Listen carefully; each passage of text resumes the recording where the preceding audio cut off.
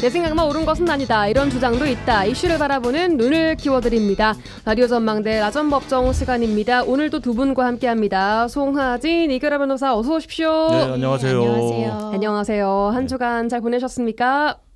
네, 잘 보내셨나요? 예. 두 분 왜 자꾸 여기 오셔서 서로의 근황을 여쭈시냐고요. 오늘은 아침부터 이렇게 촉촉하게 봄비가 예. 그리고 어제는 조금 비가 많이 내리더라고요. 맞아요. 그래서 어제 조금 이동이 있었는데 스케줄상 비 많이 맞았어요. 그래서 좀 뭐 그런 근황 말고는 네, 뭐 봄철에는 오늘 잘 지내시죠? 잘 지내고 있습니다. 이 비가 오늘 두 그치고 분 나면 오시기 전에 네, 지금 처음 봬요. 네, 뭐 여기서 봤으면 됐죠, 뭐. 아침에 뵙고 여기 방송국에서 가족들이 뵙고. 너무 자주 만나면 안 돼. 네, 피곤하네요, 진짜. 저 이 두 분의 이런 케미가 저는 왜 이렇게 좋을까요? 피곤합니다. 네. 너무 좋습니다. 자, 이런 날 감기 조심하셔야 됩니다. 비 네. 맞으시면 안 되고요. 예. 건강 잘 챙기시길 건강 바랄게요. 유의하십시오. 예.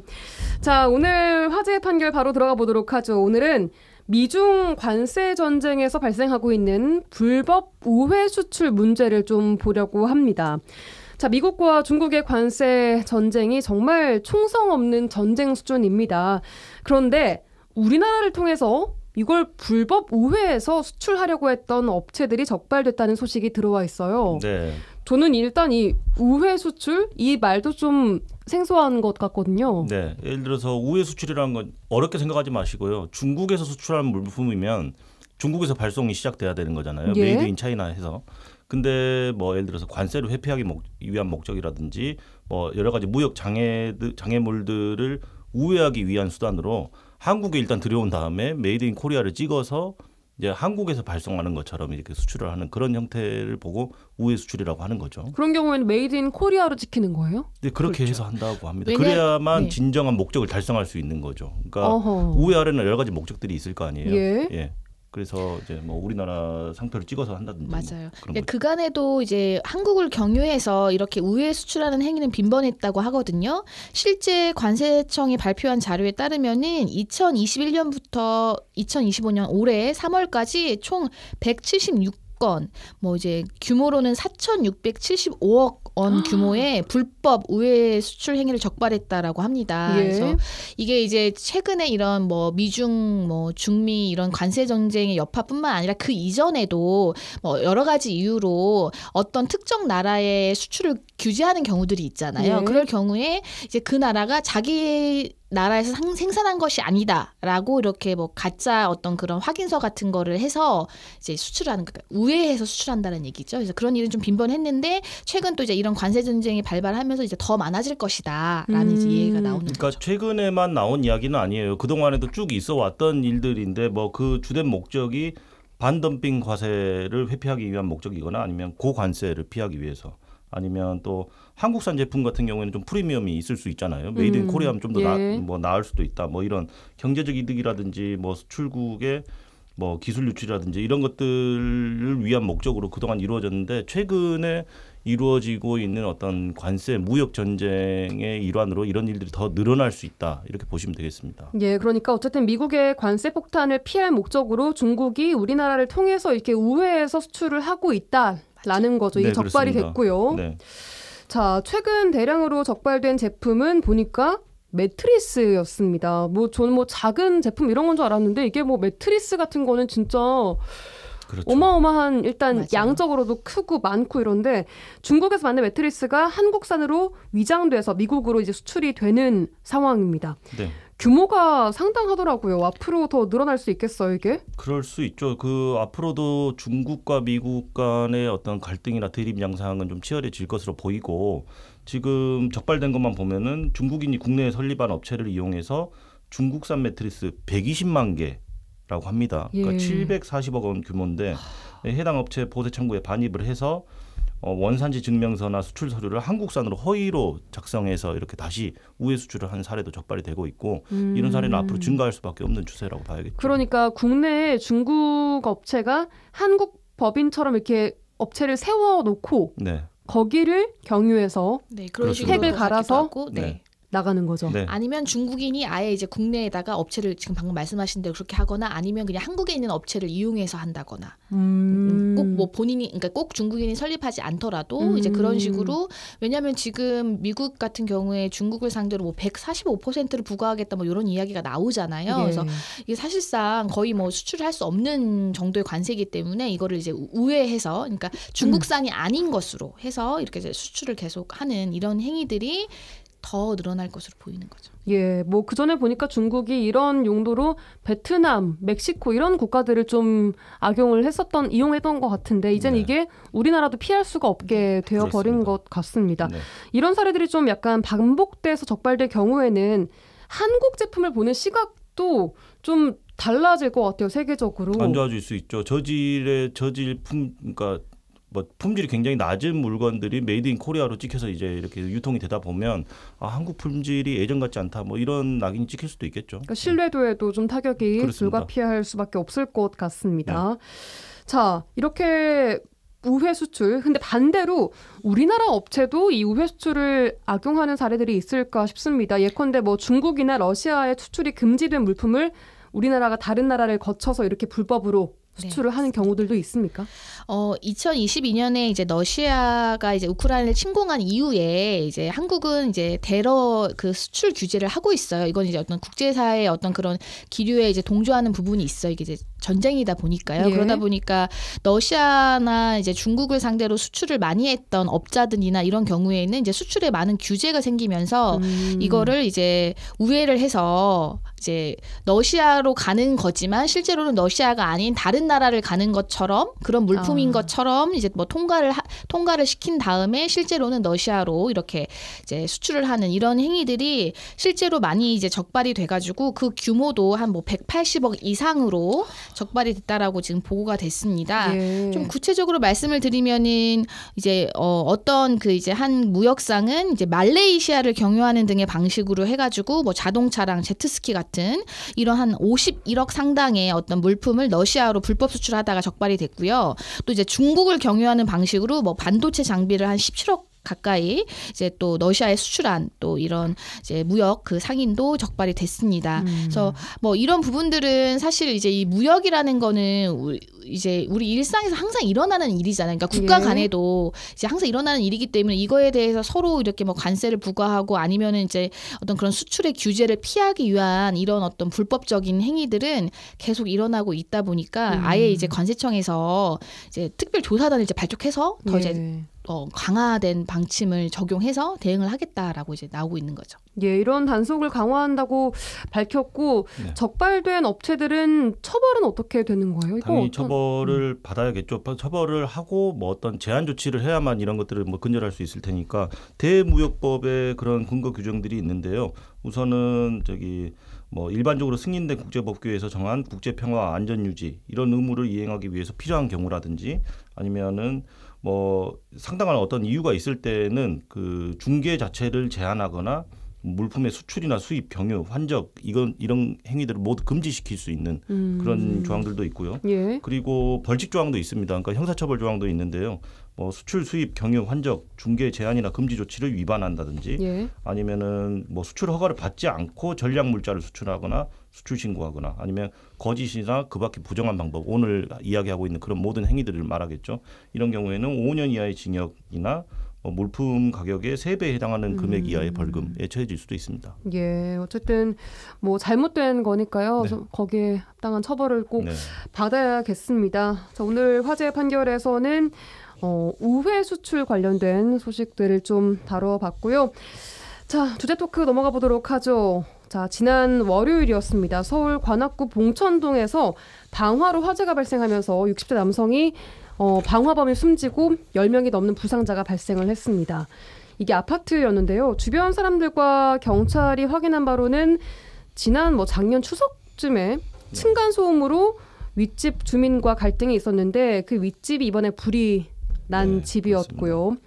그렇습니다. 최근 경북 산불로 화재 피해가 크게 난 만큼 이번 방화 사건을 보고 많은 국민들께서 또 우려의 시선을 크게 보내주고 있습니다.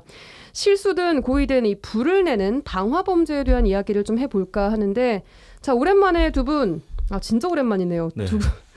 꽁트가 준비되어 있습니다. 자, 네. 꽁트를 좀 준비해봤는데 저희가 한 12월 이후에 진짜 그렇습니다. 뭐 한 나라가 반년 만에 혼란스러웠던 관계로 꽁트가 잠깐 중단됐었는데 오랜만에 하려니까 굉장히 좀 좀 약간 이 연기력 좀 푸시고 네, 알겠습니다. 들어가 보겠습니다.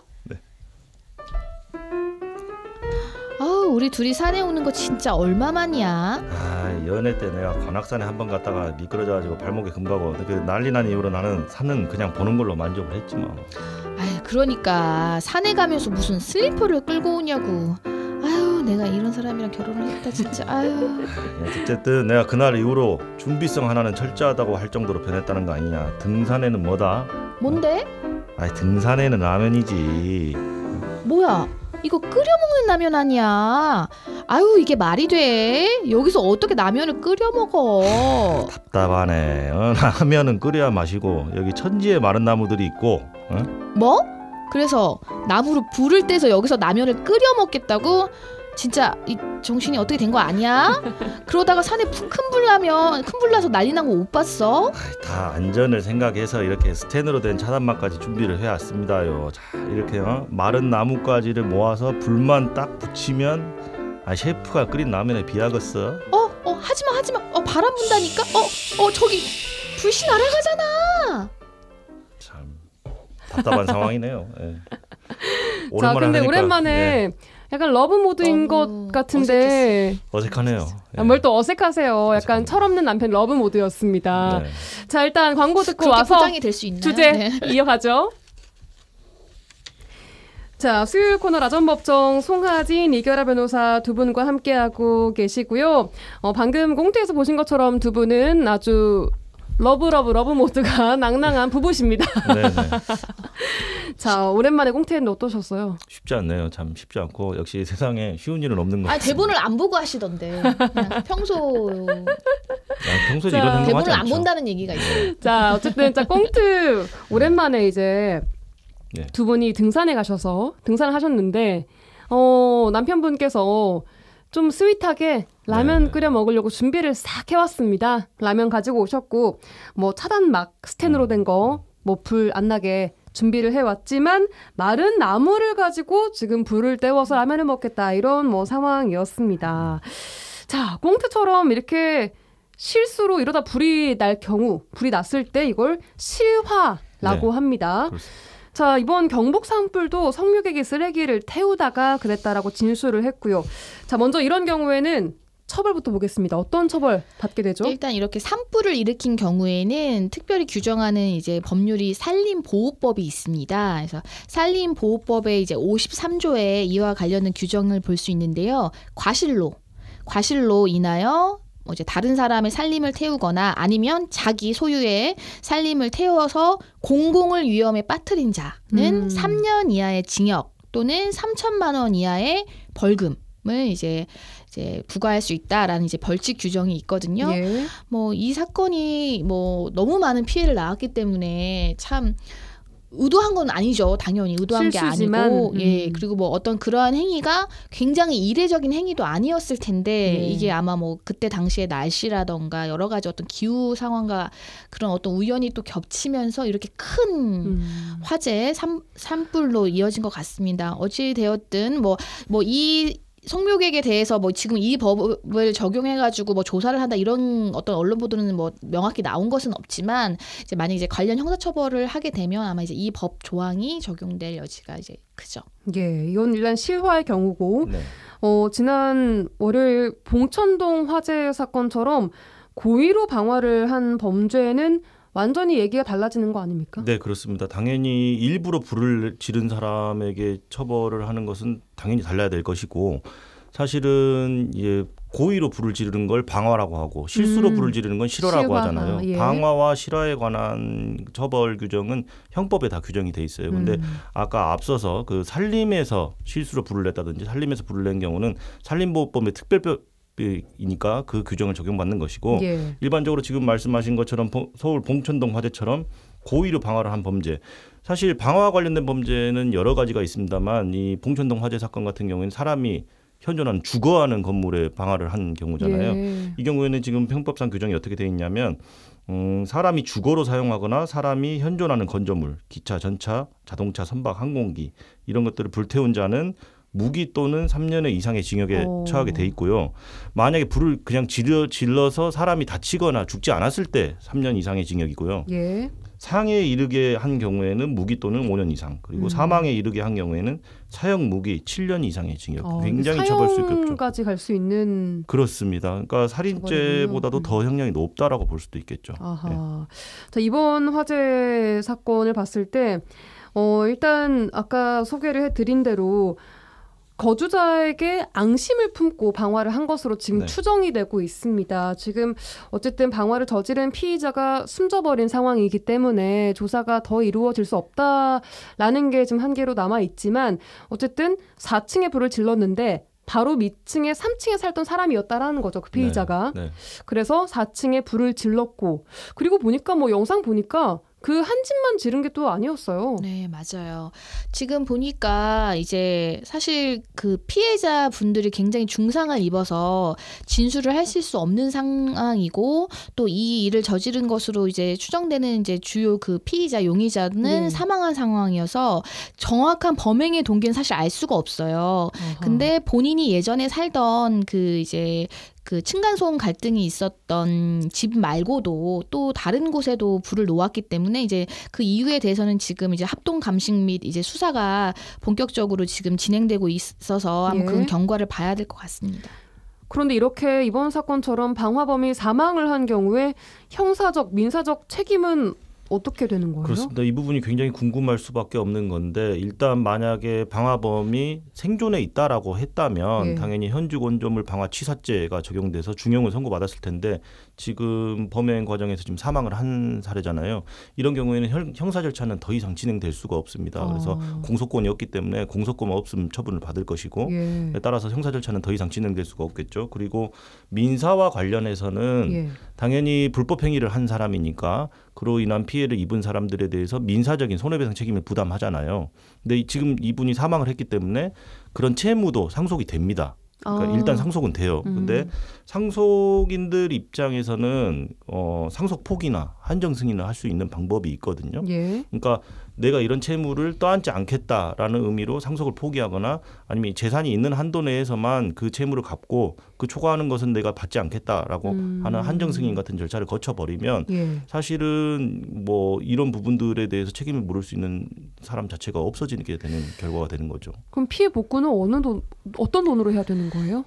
결국에는 세금일 것 같은데요. 원칙적으로는 이러한 이제 직접적인 불법 행위를 한 당사자가 당연히 이거에 대한 손해배상 책임이 있는데 대부분은 또 이제 우리가 자력이라고 하죠. 그러한 어떤 이런 막대한 피해를 이제 배상할 만한 그런 책임. 왜냐하면 지금 건물도 많이 이제 그 훼손이 됐고 사람도 많이 다쳤고 이러기 때문에 피해액은 클 텐데 이제 이게 보전이 안 된다고 해서 그렇다고 이제 손을 놓고 있을 수는 없고 지금 이제 관악구에서 이제 적극적으로 나서가지고 뭐 이제 그 화재 피해자에게는 화상 수술비와 생계비를 또 긴급 지원을 하고 또 건물이 파괴된 부분, 파손된 부분에 대해서도 일단은 이제 긴급 공사를 시행을 하고 또 서울 도시공사에서도 이제 주거 이전이나 세대 복구 같은 부분들은 진행이 될 거예요. 다만 이제 이 비용은 원칙적으로는 이 가해자가 그러니까 이제 원래는 배상을 해야 되는 부분인데 일단은 이제 국고나 이제 이 부분 관할 지자체가 이제 보유하고 있는 그런 이제 그 금액에서 일단 지급이 되겠죠.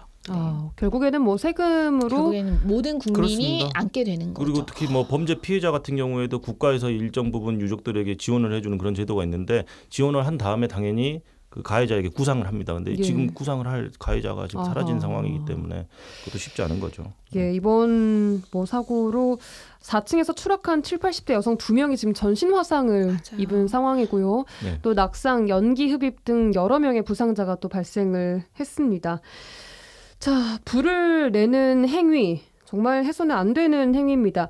이 행위는 같지만 이게 죄목이 또 다양하다고 하더라고요. 아까 들어본 저희가 뭐 나눴던 실화, 방화 죄가 있고 뭐 또 연소죄라는 게 있고요. 네, 이 형법에 굉장히 좀 다양하게 규정이 돼 있어요. 왜냐하면 일단 불을 지르는 행위 자체가 공공의 안전을 심각하게 위협을 할 수 있는 죄이기 때문에 당연히 세부적인 규정이 필요한 것이고 다만 그와 관련해서 그 물건의 특성, 그것이 사람이 살고 있는 물건이냐, 공영 건물이냐, 뭐 일반 건물이냐, 이런 뭐 건물의 용도라든지 아니면 일반적인 그냥 물건에 해당하는지 그 물건의 특성에 따라서 구분이 좀 되기도 하고요. 예. 그리고 자기 소유의 물건인지 타인 소유의 물건인지 관해서도 좀 이렇게 나뉘기 때문에 여러 가지 규정들이 있습니다. 예. 우선은 아까 설명드렸듯이 그 현주 건조물 방화죄 같은 경우에는 사람이 현존하고 있는 주거하는 건물에 방화를 해서 사람을 다치게 하거나 이랬을 때 가장 중하게 처벌을 하는 것이고, 공용 건조물 방화죄가 있습니다. 그러니까 공용 또는 공용에 공하는 건조물을 소유함으로써 성립하는 범죄입니다. 그래서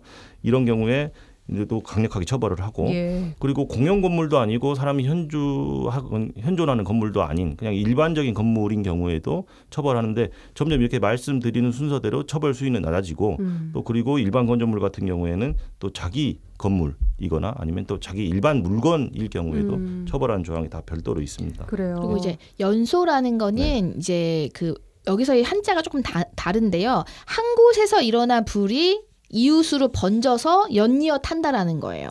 그래서 사실은 우리가 이런 이제 방화를 강하게 처벌하는 이유가 이게 피해가 막심하기 때문이에요. 번질 수 있는 거니까 불이라는 맞아요. 특성 자체가. 맞습니다. 그래서 만약에 자기 소유 건물이나 또는 물건에 대한 방화가 확대가 돼서 다른 사람의 소유물을 연소한 경우를 또 별도로 처벌하기 위한 게 연소고요. 예. 그래서 뭐 이게 물건만 이제 뭐 화재로 인해서 피해를 입는 경우뿐만 아니라 이게 사람이 다치거나 심지어 죽게 되면은 굉장히 아까 말씀드린 대로 일반 살인죄보다도 더 형량이 세다는 거죠. 그래서 그만큼 이것이 공공의 안전을 위협하는 게 굉장히 크다라고 해서 되게 중죄로 보고 있습니다. 예. 자, 그 아까 물건의 특성, 이게 뭐 네. 그냥 물건이냐 혹은 뭐 건물이냐에 따라 달라진다고 했는데 네. 예를 들어서 그렇다면은 뭐 산과 네. 같은 산에 고의로 불을 질렀을 때 지금 이 대상이 산이잖아요. 네. 이런 경우는 어떻게 처벌이 되는 거예요? 그러니까 일반적으로 불을 지르는 행위는 형법에 규정이 돼 있는데 예. 산이라든지 산림이라든지 예. 문화재라든지 이런 예. 경우에는 특별법 적용을 받아요. 그래서 특별법 적용을 아까 말한 산림보호법 같은. 그렇습니다. 예. 그래서 산 같은 경우에 산에 아까 우리가 꽁트 사례에서 뭐 살짝 언급했던 거는 이제 실화잖아요. 그러니까 실수로 불을 지른 거고, 만약에 고의로 산불을 냈다, 이거는 뭐 더 말할 것도 없겠죠. 근데 그것에 관한 것도 산림보호법에 규정이 있습니다. 예. 그러니까 산림보호법에 보면은 산림보호구역 또는 보호소에 불을 지른 자는 7년 이상 15년 이하의 징역, 그리고 타인 소유의 산림에 불을 지르면 5년 이상 15년 이하의 징역, 그리고 자기 소유의 산림이라고 하더라도 예. 1년 이상 10년 이하의 징역에 처한다라고 규정이 돼 있어요. 그러니까 그래요? 쉽게 생각해서 그럼 내 땅을 이 전체 야산이 다 내 건데 예. 내가 내 땅에 불 좀 지를 수 있지, 이렇게 생각하시면 안 되고, 아까 산이 아니라도 일반 물건 같은 경우에도 형법에 예. 규정이 있다고 했잖아요. 자기 물건에도 불을 질러가지고 공공의 위험을 발생시켰다라고 한다면 그것도 처벌받아요. 그러니까 내가 화난다고 내 땅에서 내 물건에 내 자동차를 불태웠다. 근데 만약에 그걸로 인해서 공공의 위험이 발생했다면 당연히 처벌받아야죠. 그래서 산림보호법에는 자기 소유의 산림이라고 하더라도 그 불이 나서 타인의 산림까지 번져서 피해를 입히면 좀 더 형량의 범위가 아까는 1년 이상 10년 이하라면 2년 이상 10년 이하로 좀 더 하고, 그리고 이게 미수에 그쳤다. 그러니까 범행을 시도했으나 어쨌든 결과를 이루지 못했다고 하더라도 다 처벌합니다. 그래서 뭐 이 이제 고의로 산불을 내는 경우에 어떻게 보면 아까 현주 건조물 방화보다는 좀 어떤 양형에 되어 있는 그 기준이 조금 낮게 느껴지실 수 있지만 벌금형이 아예 없잖아요. 그리고 이런 거는 뭐 한 번 저질렀으면 좀 봐줄까 그런 거 아니거든요. 그래서 굉장히 이거는 공공의 안전이나 뭐 이런 거에 피해를 주는 게 굉장히 크기 때문에 또 이렇게 특별법으로 따로 이렇게 떼어서 또 처벌을 하고 있는 것이기 때문에 뭐 고의로 산불 내는 거는 뭐 당연히 절대 안 되죠. 중형이 예. 처해질 수밖에 없습니다. 중형 맞습니다. 네. 다시 경북 산불 사례로 넘어가서 경북 산불 같은 경우에는 너무 큰 피해가 났습니다. 최초 실화자 개인이 손해배상을 지금 할 수 없는 상황이 됐습니다. 이런 경우는 어떻게 좀 해결해야 되는 건가요? 우선 경북 산불 같은 경우에는 그 봉천동 화재 사건하고 좀 다르게 실화잖아요. 예. 그러니까 봉천동 같은 경우에는 일부러 불을 지른 거고, 이 경우에는 이거는, 예. 일단 실수로 일대에서 불을 질렀다고 해도 그 결과가 너무 중요해요. 지금 너무나도 많은 이재민이 발생했고 예. 그 과정에서 돌아가신 분도 계시고 예. 그리고 뭐 산림하고 뭐 가옥들이 다 불타서 없어졌잖아요. 문화재도 이거를 마찬가지고요. 예, 이거 기본적으로 다 이 사람이 책임져야 되는 거예요. 그거는 당연한 거고 형사적인 책임도 져야겠죠. 근데 다만 이 사람이 지금 감당할 수 있는 수준이 아니에요. 이렇게 되면 결국에는 아까 또 말한 것처럼 세금이 투입될 수밖에 없겠죠. 그래서 국가나 뭐 재난지원금이라든지 이런 것들로 이재민들을 지원을 일단 한 다음에 구상을 네. 하게 되는데 구상을 한다고 했을 때 이 사람들이 감당할 수 없는 수준 뭐 100억, 200억 이래 버리면 이 사람들 만약에 파산 신청을 할 수도 있겠죠. 그렇게 되면 전국적으로는 세금이 나가게 되는 결과로 나올 수밖에 없게 될 수 있습니다. 그럼 실화자 같은 경우에는 파산 신청을 할 수밖에 없겠는데요. 이번. 일단은 이제 만약에 이제 손해배상 청구가 들어온다고 하면은 이거는 이제 고의 또는 그러니까 과실에 해당하기 때문에 민법상의 불법행위 책임이 인정이 돼요. 근데 다만 민법의 765조에 이 배상액을 좀 감액해달라는 청구를 할 수가 있어요. 보면은 이제 배상 의무자는 그 손해가 고의 또는 중대한 과실. 그러니까 과실은 과실인데 중대하지는 않는. 그러니까 고의는 당연히 안 되고요. 그리고 중대한 과실도 아닌 경우에는 그 배상으로 인하여 자신의 생계에 중대한 영향을 미치게 될 경우에는 법원에 좀 이 손해액의 경감을 청구할 수 있다는 규정이 있고 특히 이제 실화 책임에 관한 법률이라고 해서 이 실화라는 건 말 그대로 이제 실수로 일으킨 화재이기 때문에 그 예. 특수성을 고려해가지고 그 실화를 일으킨 자에게 중대한 과실이 없는 경우에는 이 손해배상을 경감을 해주겠다라는, 그러니까 해줄 수 있다라는 규정이 있습니다. 그래서 법원은 만약에 이러한 청구가 들어오면 예. 화재의 원인 그리고 뭐 규모 이런 것들 다 모두 고려해가지고 경감할 수 있는 거죠. 네. 법률에 모든 게 다 나와 있네요, 진짜. 나와 있는데 예. 경감해도 엄청난 금액일 거예요. 근데 파산할 수 있다니까요. 그게 문제죠. 고의에 의한 뭐 불법행위 채권이 아니지 않습니까? 그러니까 예. 파산이 일단 기본적으로는 가능한 채권이라는 게 문제점입니다. 그럼 이렇게 좀 제도적으로 보완이 필요해 보인다고 보시는 거예요, 지금? 그 부분이? 근데 그 예를 들어서 이거를 그러니까 고의로 산불을 지른 경우에는 파산할 수 없게 한다. 이렇게 법을 바꾸기는 쉽지가 않을 거예요. 그래서 다행히 뭐 또 다른 기본권이라든지 이런 문제들도 생길 것이고 예. 특정 사안에 한해서 법률을 개정한다라는 건 쉽지 않겠지만 다만 이제 좀 이야기하고 싶은 거는 실질적으로 재난지원금이라든지 이런 것들로 인해서 피해자들이 일부 보전을 받는다고 하더라도 일정 수준 이상은 보전을 다 못 받아요. 다 받지는 못합니다. 그래서 예. 그런 피해자들을 구제할 수 있는 어떤 대책들을 마련할 필요성은 좀 더 있다고 보입니다. 예. 예. 여기까지 들어야 될 것 같습니다. 다전법정 오늘은 방화죄 또 실화죄 불 관련된 소식들 좀 들어봤습니다. 송하진 이결아 변호사와 함께했습니다. 두 분 고맙습니다. 네, 감사합니다. 감사합니다.